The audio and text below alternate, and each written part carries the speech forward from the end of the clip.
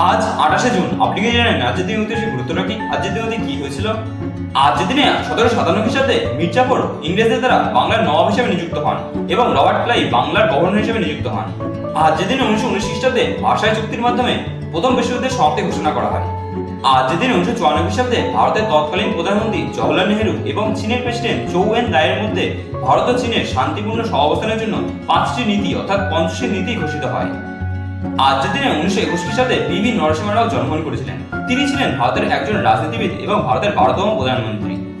আজকের দিনে 1971 খ্রিস্টাব্দে এলন মাস্ক জন্মগ্রহণ করেন। তিনি হলেন একজন মার্কিন ব্যবসায়ী।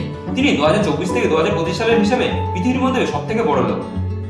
আজকের দিনে 1972 খ্রিস্টাব্দে প্রশান্ত চন্দ্র মহলানবিশ মারা যান। তিনি হলেন একজন ভারতীয় বিজ্ঞানী এবং পরিসংখ্যানবিদ।